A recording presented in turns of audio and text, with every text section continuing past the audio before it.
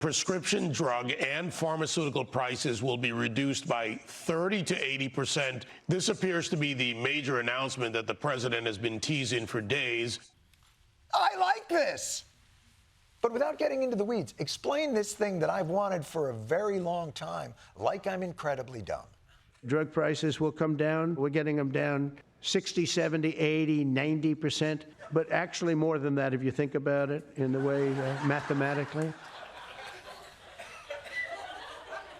If you think about it mathematically. I don't want to brag, but I often think about numbers mathematically. How is this going to work? The rest of the world's going to have to pay a little bit more, and America's going to pay a lot less. Basically, what we're doing is equalizing. There's a new word that I came up with, which I think is probably the best word. We're going to equalize.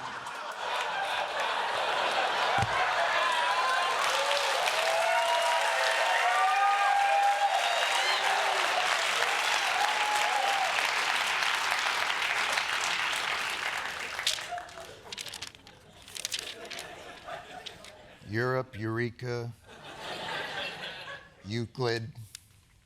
Yeah, here it is. Equalize. I thought it sounded familiar.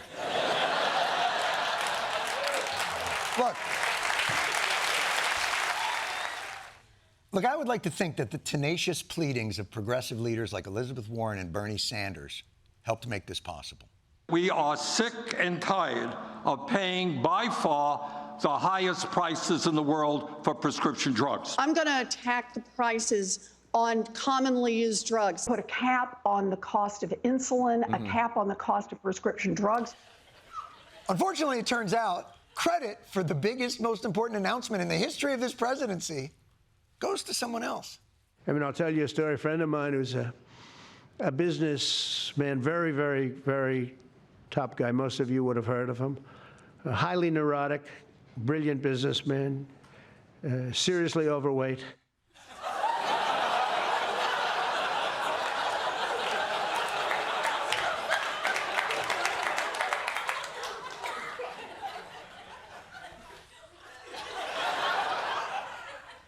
That took a turn. Top guy, brilliant, you know him, famous, bit of a chubs.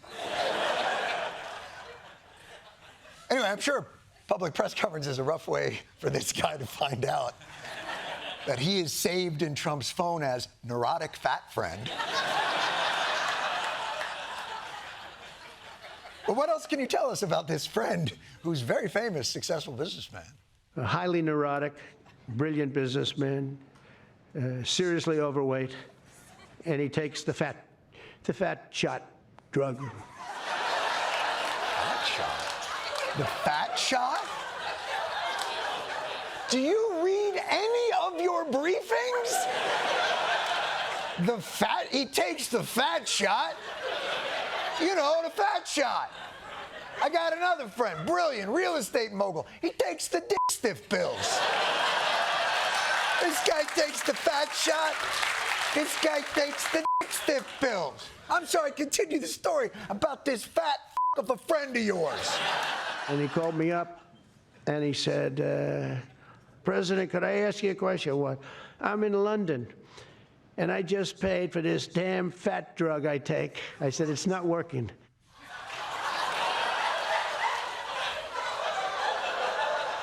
Yo, Rickles, that is ice cold. Your friend is like opening up like, oh, I took this bad drug. He's like, it's not working. He's like, I'm trying. This poor guy. He's just catching strays in the middle of a presidential press conference.